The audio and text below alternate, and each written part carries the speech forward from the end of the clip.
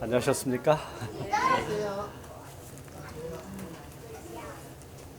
제가 2주일 전에 스페인의 그라나다의 아람브라 궁전에 갔었습니다. 정말 아름답더라고요. 그런데 이 궁전 안에 천체를 상징하는 그 같은 장식물들, 그 같은 것들이 있고, 그 다음에 그것이 바로 회교도들이 만든 궁전인데, 이사벨라 여왕이 이 기독교도인데 그것을 정복한 다음에 너무 아름다워서 내가 여기에서 통치해야 되겠다, 그렇게 생각을 했던 데입니다. 근데 거기 보니까 콜럼버스가 이사벨라 여왕을 만나가지고 도움을 요청했었던, 그래서 이사벨라 여왕이 내가 너에게 마음껏 지원을 해주겠다 했던 바로 그 장소가 거기 있었어요. 거길 보면서 정말 이 자리가 있었기 때문에 세계의 역사가 달라졌구나. 바로 그 길로 인해서 신대륙이 발견이 되었고, 그리고 신대륙의 발견과 함께 세계 문명이, 문화가 또 달라졌습니다.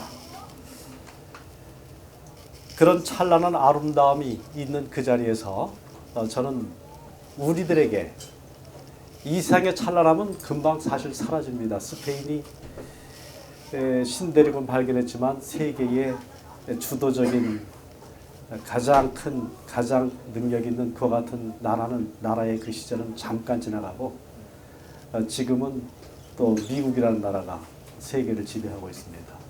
신대륙에서 발견된. 근데 우리 성경 말씀 보게 되면 이 세상에 있는 어떤 나라도 영구히 있을 수가 없습니다. 우리를 기다리고 있는 새로운 나라가 있습니다. 바로 그 나라에 대한 생각을 하게 되었습니다.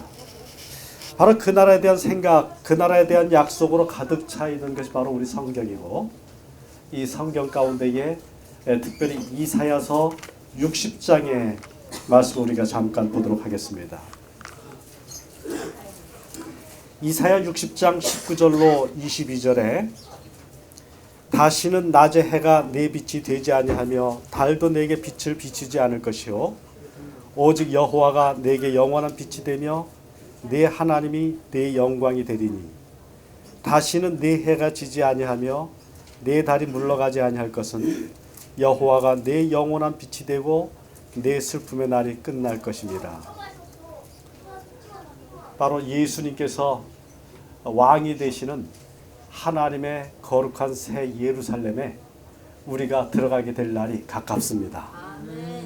정말 우리는 그와 같은 소망 때문에 이 세상의 부귀와 영광을 갖지 못한다고 할지라도 내세에 있는 이 영광에 대한 약속 때문에 우리는 정말 부유한 사람들입니다. 그런데 바로 이와 같은 부유함 생각하게 될 때 저희에게는 위로가 넘칩니다. 바로 지난번에 왔을 때 우리 아들에 대한 이야기를 여러분들에게 말씀드린 것 기억하실 겁니다. 지금도 제 방에 들어가면 사진이 25살에 그저 세상을 떠난 내 아들의 사진이 있습니다. 스페인 다녀온 다음에 그 아이의 얼굴을 보면서 바로 우리는 잠깐 후에 예수님 앞에서 바로 하늘 새 예루살렘에서 우리가 만나게 될 거야 하는 그런 이야기를 했습니다. 정말 예수님 때문에 우리는 미래에 대한 소망을 갖고 있습니다.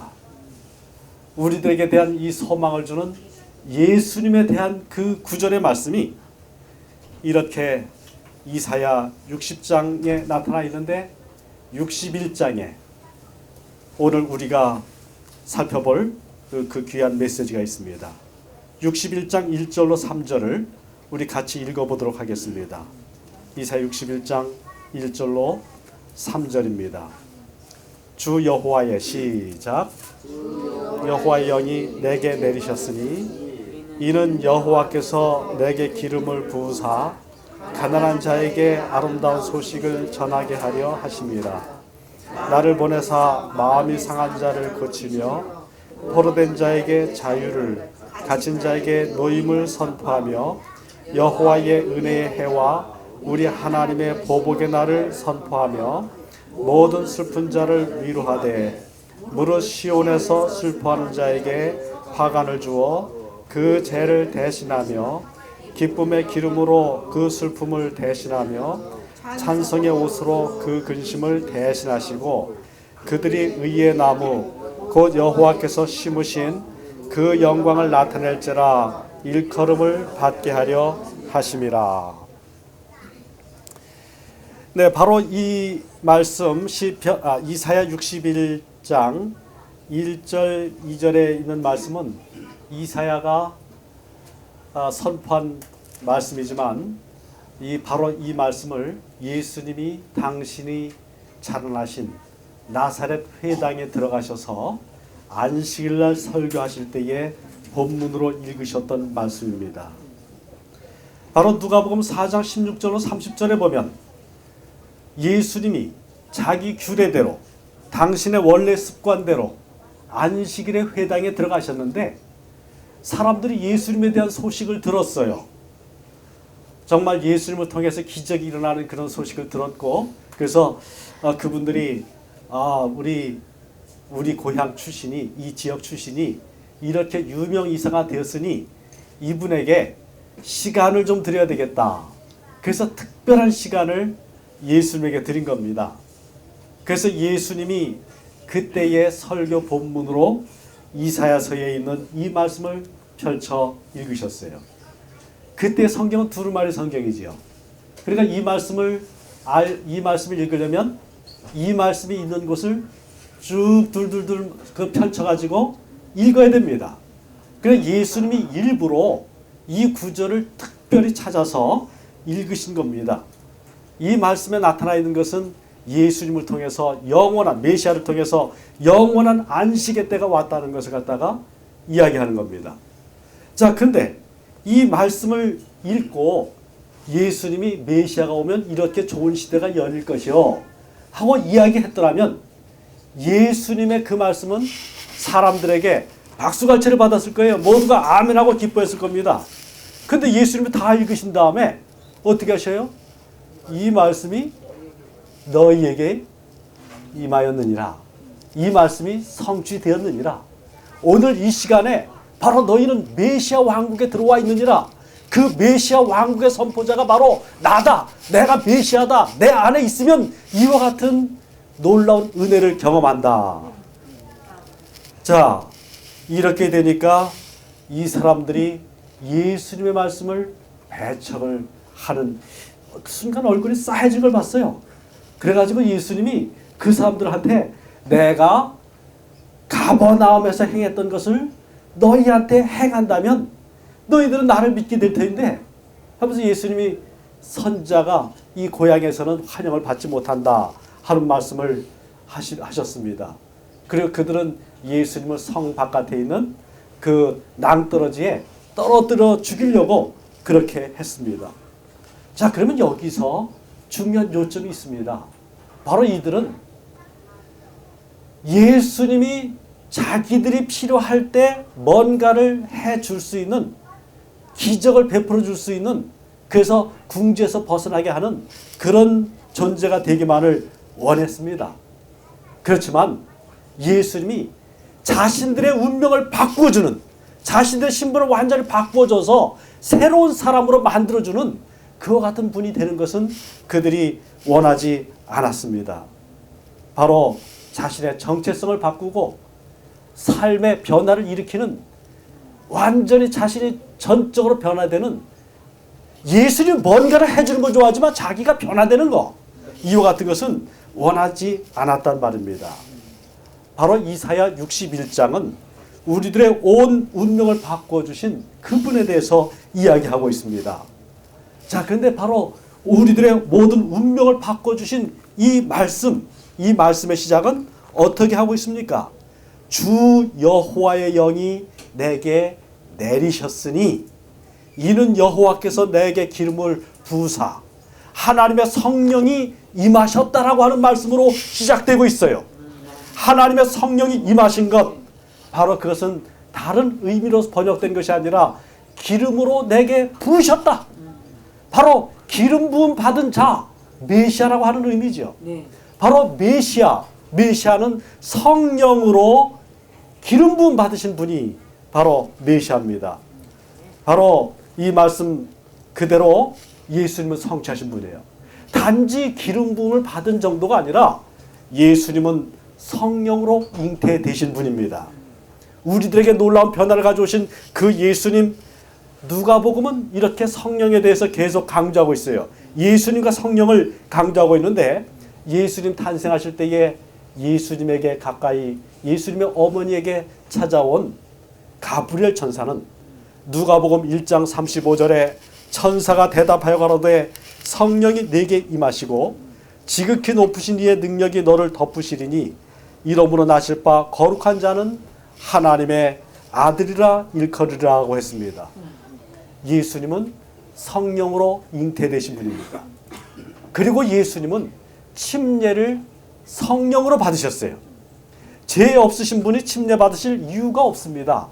그러나 그분은 우리들에게 모든 의를 이루기 위해서 침례를 받으셨습니다.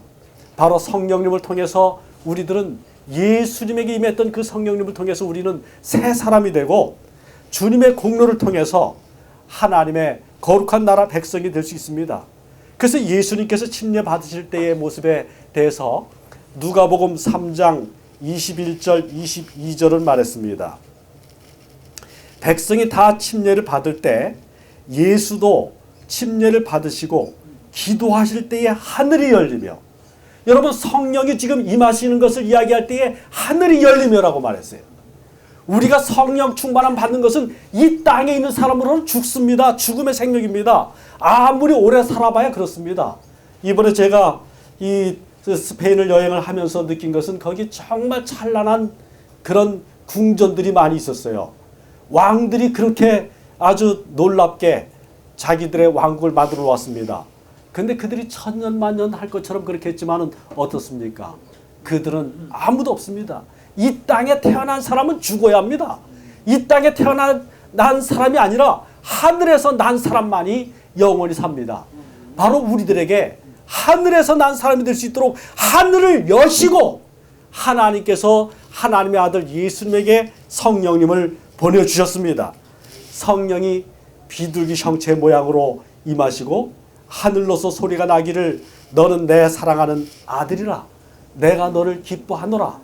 우리 모두가 정말 침례받은 사람일진데 또한 침례를 받아야 할 사람일진데 하나님의 성령을 통해서 하늘이 열려서 우리가 이 땅의 사람으로 태어나는 것이 아니라 하늘 사람으로 예수님 의지에서 태어나게 되기를 간절히 바랍니다. 그러면 하늘의 사람으로 태어난 사람들은 어떻게 해야 되겠습니까? 바로 하늘에 태어난 사람들은 하나님의 성령에 의해서 태어났기 때문에 성령의 인도하심대로 살아야 합니다. 지금 어디서 나는 소리입니까 이게? 뒤에서. 네. 예. 성령께서 말씀하신 줄 알고. 이 누가복음은 성령으로 침례 받으신 다음에 누가복음 4장 1절 2절에 성령에 이끌려서 사셨다 그랬어요. 그래서 예수께서 성령의 충만함을 입어 요단강에서 돌아오사 광야에서 40일 동안 성령에게 이끌리시며 마귀에게 시험을 받으시더라. 마귀에게 시험을 받고 마귀를 이길 수 있었던 그와 같은 능력은 성령께서 인도하셨기 때문에 이기시는 거예요. 예수 그리스도를 인도하셨던 그 성령께서는 우리가 시험에 깊은 골짜기에 들어간다고 할지라도 예수님을 승리케 했던 것처럼 그렇게 승리시켜 주실 것입니다. 아멘. 근데 예수님께서 승리하셨던 그 비결은 하나님의 말씀이었어요.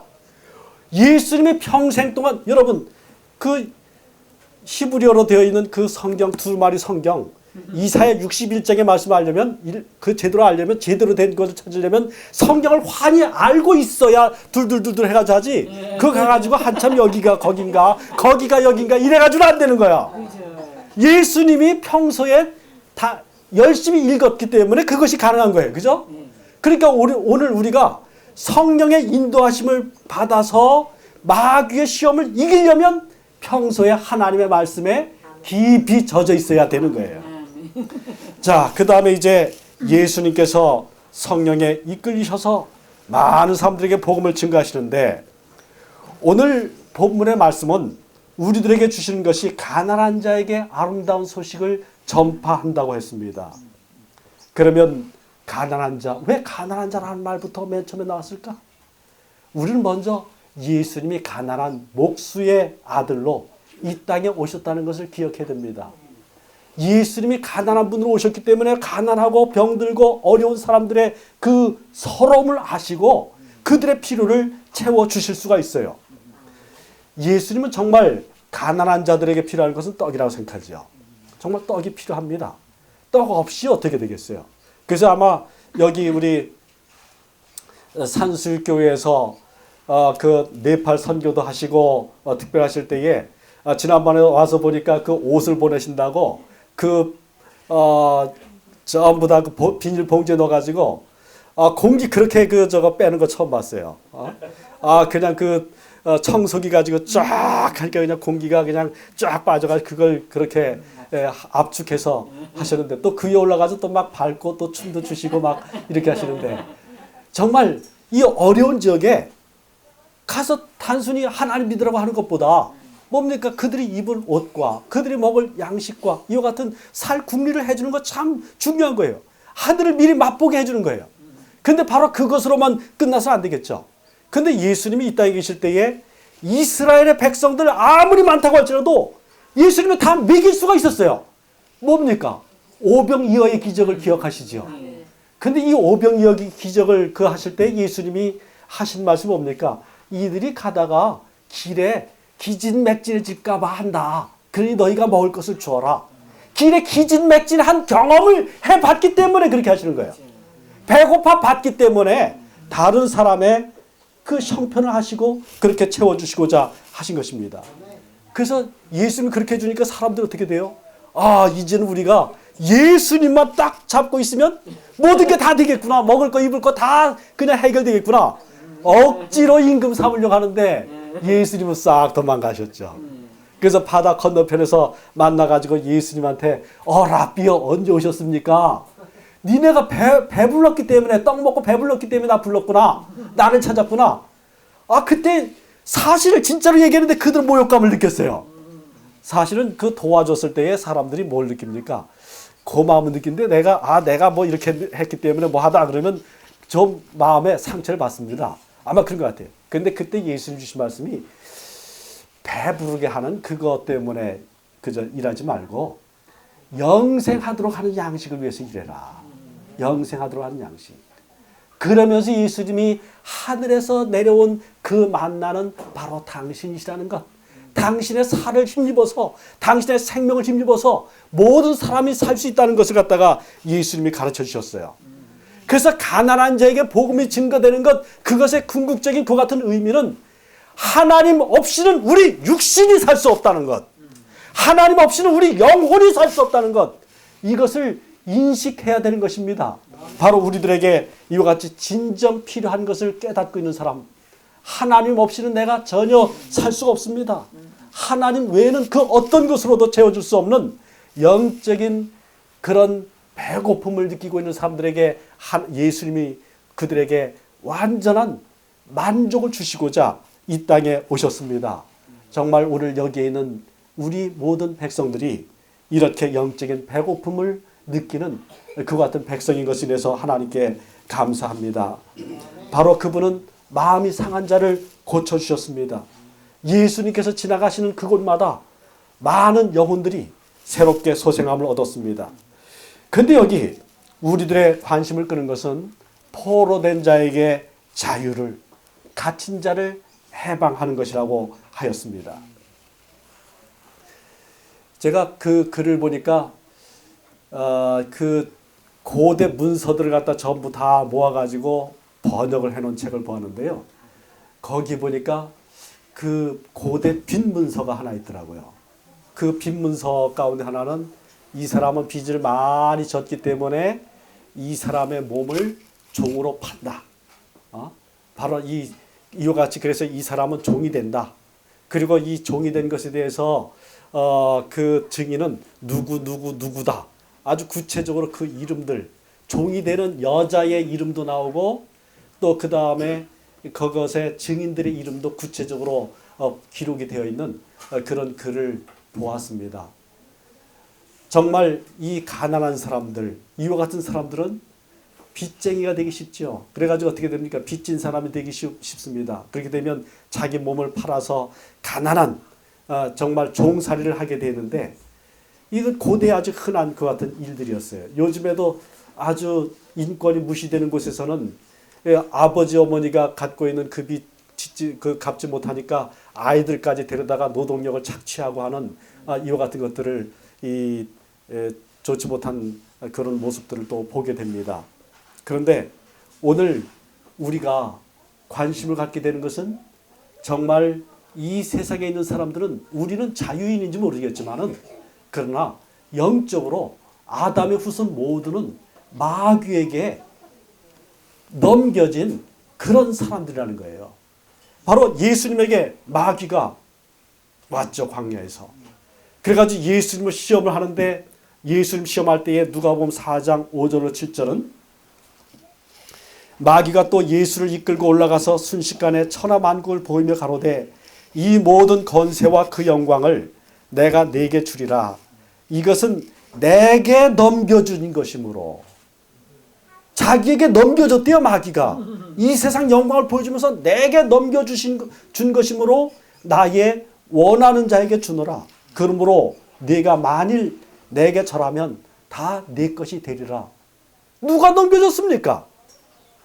아담이 넘겨줬어요. 아담이 죄를 지을 때에 바로 죄의 노예가 되었고, 이 죄의 권세자인 마귀의 밑에 들어가게 된 것입니다. 자, 그런데 어떻게 이 복음은 무엇입니까? 그래서 우리 모두가 태어나면서부터 죄의 포로가 되고 마귀의 그 지배를 받는 그런 존재가 되었어요. 진짜 복음은 우리의 운명을 마귀의 자식에서 벗어나게 해주는 거예요. 죽음 가운데, 죽음 밑에 놓여져 있는 우리를 죽음에서 벗어나 영생하게 해주는 거예요. 바로 예수님께서 이와 같은 일을 해주시기 위해서 우리들의 구속주로 이 땅에 왔습니다. 그런데 바로 이 일을 이룬 곳이 다름 아닌 십자가입니다. 우리는 죄의 종에서 십자가를 통해 의의 종이 되었습니다. 자, 히브리서 2장 4절에는 이렇게 말했습니다. 너희가 죄와 싸우되 아직, 히브리서 12장 4절에 너희가 죄와 싸우되 아직 피를 흘리기까지는 대항치 아니하고. 정말 오늘 우리들에게 요청되는 말씀이지요. 그것은 우리가 피 흘리기까지 싸울 수 있다면 얼마나 좋겠습니까? 죄와 싸우되. 이번에 보니까 스페인의 그 대성당이 있었어요. 그 대성당에는 아까 말씀드렸던 이사벨라 여왕이 회교권에서 기독교권으로 이 나라를 회복을 하면서 이제 700년 만에 이제 나라를 회교국으로부터 회교권이었던 나라를 기독교국이 되도록 한 거예요. 그러면서 이제 그 대성당에서 사람들이 어떻게 합니까? 오직 예수만 믿으라고, 오직 사실은 거기 스페인이 천주교 국가죠. 이 천주교에 가르치는 그 교육만 받으라고, 그것만 그대로 인정하라고 하면서 그 사람들을 강요를 하는데, 그 강요에 벗어나는 사람들, 그와 같은 사람들에게 종교 재판을 합니다. 근데 이 대성당이라든지 이와 같은 데 가서 보니까 그 밑에 이 창살이 이렇게 보이는데, 우리가 대제국통에서 보지 않았습니까? 이 종교 재판 할 때에 이런 대성당, 겉은 화려하고 웅장하지만 그것을 거부하는 사람들을 갖다가 아주 말할 수 없는 고문을 하고 죽였던 그 같은 것을 보게 되었습니다. 그것을 보면서 정말 겉은 웅장하고 대단하지만은 정말 이와 같이 자기 자신의 신앙을 갖고 바로 여기에서 얼마나 많은 사람들이 또 죽음을 당했겠는가 하는 그런 생각을 또 하게 되었습니다. 죄와 싸우되 아직 피 흘리기까지 싸우지 아니하고 우리가 순교하고자 하는 마음까지 갖고 죄와 더불어 싸울 수 있다면 얼마나 좋겠습니까? 바로 오늘 예수 그리스도의 하나님의 성령께서는 우리가 죄와 더불어 싸우되 바로 죄를 짓기보다는 순교의 길을 걷도록 하는 그 같은 은혜를 우리 성령께서 내려주실 줄로 믿습니다. 그런데 바로 예수 그리스도께서는 이렇게 죄와 더불어 싸우고자 우리와 한 형제가 되신 분이에요. 이렇게 한 형제 되신 그분이 히브리서 2장 14절에 자녀들은 혈육에 함께 속하였음에 그도 또한 한 모양으로 혈육에 함께 속하심은 사망으로 말미암아 사망의 세력을 잡은 자 곧 마귀를 없이 하시며 또 죽기를 무서워함으로 일생에 매여 종로로 타는 모든 자들을 놓아주려 하심이니 바로 예수님께서 십자가에 가신 그 의미를 이렇게 얘기하고 있습니다. 마귀를 없이 하기 위해서. 마귀를 없이 하실 때에 사망의 세력이 무너지는 겁니다. 그 다음에 마귀에게 사로잡혀가지고 죽기까지 마귀에서 벗어나지 못하는 이와 같은 모든 사람들을 놓아주시는, 생명 가운데로 놓아주시는 이 일을 하기 위해서 예수님께서 죽으셨습니다. 우리는 죄의 종에서 예수 그리스도의 십자가를 통해서 죄의 종에서 의의 종이 되었습니다. 사탄의 종에서 예수 그리스도의 종이 되었습니다. 죽음의 종로로 타던 사람들이 이제는 영원한 자유를 누리는 하나님의 아들들이 되었습니다. 바로 이와 같은 일들이 우리 성경에서는 여호와의 은혜의 해라는 말로 표현이 되었어요. 여호와의 은혜의 해라는 것은 구약 성경에 안식년, 희년 제도가 있는데 이 희년 제도를 갖다가 이야기하는 것입니다. 바로 이 희년에는 어떤 일이 벌어집니까? 소유권이 회복이 됩니다. 땅이 원래의 소유주에게로 돌아갑니다. 바로 이 땅은 마귀가 이 땅은 나에게 준 것이므로 누가 줬어요? 아담이 줬잖아요. 이제 원래 소유가 누굽니까? 하나님께서 아담에게 주셔서 이렇게 하셨어요. 하나님이 궁극적인 그 같은 분이지만은 바로 아담에게 이 땅이 돌아갑니다. 바로 우리들에게 하나님께서 이 지구를, 새롭게 된 지구를 우리들에게 허락해 주실 거예요. 아담이 가졌었던 누렸었던 그 놀라운 에덴의 그 은혜를 우리가 받게 될 겁니다. 예수님께서 재림하실 때 우리 모두는 이제 하나님의 그 낙원에서 무엇을 누리게 될 것입니까? 바로 하나님 앞에 아담이 맨 앞에 서게 될 거예요. 그리고 아담에게 너에게서 거두었던 저 에덴을 너에게 준다 하면서 그 에덴을 주시게 될 겁니다. 바로 그 에덴과 함께 우리는 영원한 낙원의 행복을 누리게 될 것입니다. 그 다음에 여기 희년 때에 되는 것은 종이었던 사람들이 다 이제 자유인이 되는 거예요. 자기 자신의 원래 신분을 회복하는 것입니다. 그러면 우리가 갖고 있는 그 원래의 그 신분이 무엇입니까? 우리는 하나님의 아들이에요. 그리고 왕 같은 제사장들입니다. 그래서 우리는 하나님께서 구원해 주신 이 은총을 1000년기 동안에 온 우주를 다니면서 어떻게 돼요? 그래서 하나님께서 어떻게 나를 구원해 주셨는지 우주 거민들에게 이야기하고 간증하는 그 같은 은혜의 시간을 갖게 될 것입니다. 그리고 영원토록 십자가의 그 은혜를 우리가 감사하며 그 깊이를 더욱더 깊이 이해하면서 살아가게 될 것입니다. 그래서 지금 로마서 8장 21절의 말씀 보면 그 바라는 것은 피조물도 썩어짐에 종로로 탄 데서 해방되어 하나님의 자녀들의 영광의 자유에 이르는 것이니라. 온 우주 만물이 이와 같이 하나님의 자녀의 영광에 이르는 것, 바로 그것을 기다리고 있습니다. 회복된 낙원을 기다리고 있습니다. 그런데 바로 예수 그리스도를 통해서 우리가 이와 같이 하나님의 아들이 되는 것, 죄로부터 사망으로부터 벗어나는 것, 이와 같은 은혜를 누리게 되었어요. 근데 바로 이것은 우리들이 완전히 맛보고 있지는 못해요. 이것을 완전히 맛보려면은 어떻게 되겠습니까? 마귀가 없어져야 돼요. 마귀를 없애는 그 일이 이루어져야 돼요. 그래서 예수님께서 성경 말씀을 그 이사야서의 말씀을 나사렛에서 읽으셨을 때에 그분은 읽다가 중간에 중단하고 마셨어요. 어디냐면은 갇힌 자에게 노임을 선포하며 61장 2절에 여호와의 은혜의 해와 여기까지만 읽으셨어요. 은혜의 해와 다음에 뭐가 있습니까? 우리 하나님의 보복의 날을 선포하며가 있습니다. 우리 하나님의 보복의 날. 예수 그리스도 안에서 구원받은 사람은 우리 하나님의 죄에 대하여 마귀에 대하여 보복해 주시는 그 날을 경험할 사람들입니다. 지금 우리는 새 천사의 기별을 통해서 이 보복의 날을 선포하는 사람들이에요. 아직 싸움은 끝나지 않았습니다. 우리는 죄와의 싸움에서 승리해야 합니다. 이 죄와의 싸움에서 승리하는 일 어떻게 할 수 있는가? 바로 하나님의 성령을 통해서 우리가 할 수가 있습니다.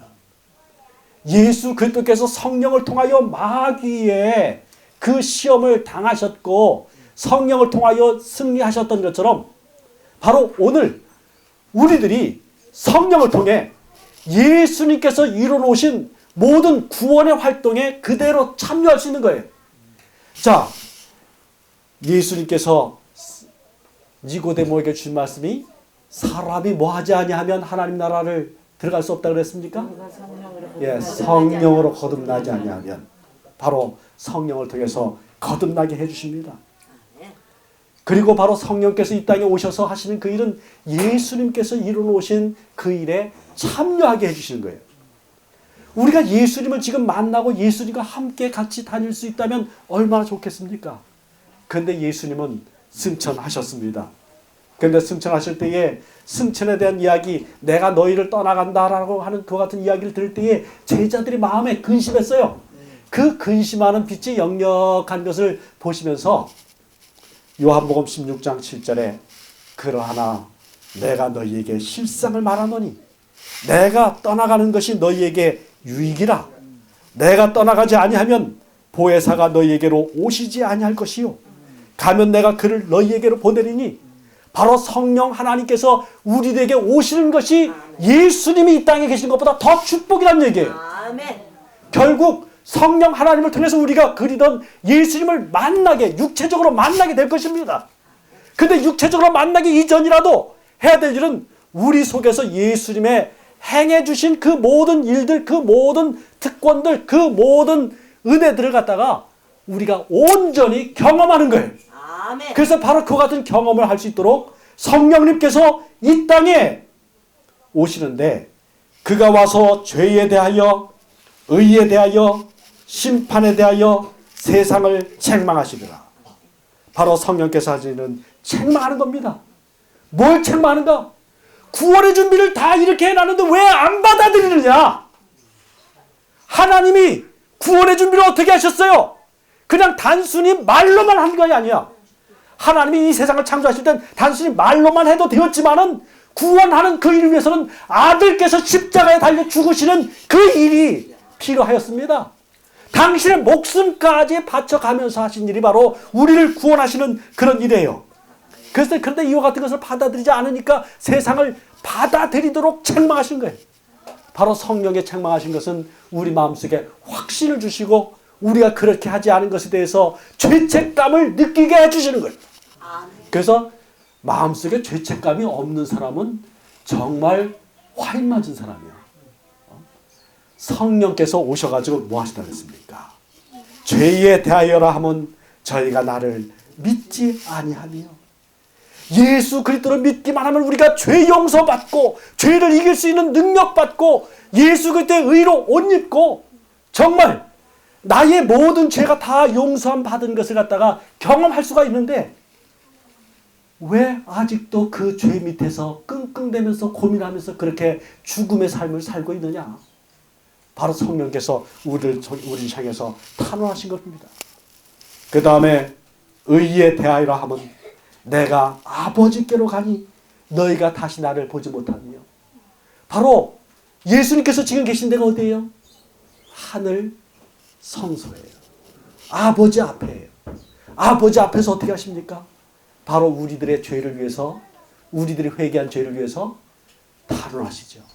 당신의 그 피를 가지시고, 당신이 흘리신 그 피를 가지시고, 하나님의 어린 양들, 수많은 양들이 바로 이렇게 우리를 의롭게 해주실 예수님, 십자가에서 죽으신 그 예수님을 증거하면서 죽어간 거예요. 근데 바로 실체이신 그 예수님이 당신의 보혈 공로를 의지해서 우리들이 하늘 보좌를 향하여 회개의 기도를 할 때에 어떻게 합니까? 아버지, 내 피를 보십시오.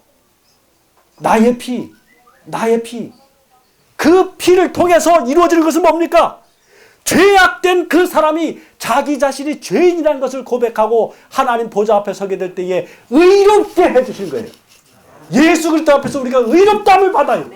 근데 하늘로 옮겨 놓아도 온전히 하늘을 더럽히지 아니할 사람은 죄 용서 받았을 뿐만이 아니라 바로 그 삶 자체가 예수님처럼 의로운 삶을 사는 사람이 되는 거예요. 그래서 지금 우리들에게 의를 옷 입혀주신 그 하나님의 아들께서 성령님을 통해서 우리들을 거듭나게 해주시고 하늘에 적합한 사람으로, 살기에 적합한 사람으로 우리의 성향과 우리의 입맛과 우리의 사고와 이와 같은 모든 것을 만들어주셔서 우리가 의로운 나라에 들어가게 될 때에 우리가 정말 하늘을 영원토록 그 의로운 그 나라에 범죄가 들어올 수 없는 그 같은 나라가 되도록 의로 옷 입고 의로운 삶을 사는 그 같은 사람으로 하나님의 성령께서 해주십니다. 바로 예수 그리스도를 옷 입은 사람으로 우리가 평생토록 의롭게 영원토록 살게 될 것입니다. 그리고 중요한 말씀이 있어요. 심판에 대하여라 하면 이 세상 임금이 심판을 받았습니다. 이 세상 임금은 바로 마귀를 말하잖아요. 마귀가 심판받았으니 심판받았다는 건 죽었다는 얘기야. 멸망받는다는 얘기야. 예수님에게 와가지고 아무리 마귀가 십자가 달려있는 그분에게 내려와라 하면서 별별 조롱을 다 했지만 어떻습니까? 바로 마귀는 거기에서 예수님은 마지막에 다 이뤘다 하시면서 가셨어요. 그리고 바로 그 예수님은 이제 하나님이 의도, 법도 살리고 사랑도 살리신다는 것을 이 십자가에서 보여주셨어요. 바로 여기 이제는 온 우주 거민 앞에서 마귀는 갈 데가 없어요. 마귀는 죽음만이 기다리고 있어요. 마귀는 패배한 원수입니다. 마귀가 아무리 우리 하나님의 백성을 뒤흔든다고 할지라도 어때요? 마귀는 결국 불구덩이에 들어가서 영원히 사라질 그와 같은 운명입니다. 그래서 오늘 우리들이 어떻게 되겠어요? 바로 예수 그리스도를 옷 입어서 이렇게 히브리서 12장 4절에 말씀한 것처럼 너희가 죄와 싸우되 아직 피 흘리기까지는 대항치 아니하고 피 흘리기까지 대항하는 정말 순교자적 믿음을 갖고 사는 이와 같은 믿음의 사람이 되기를 바랍니다.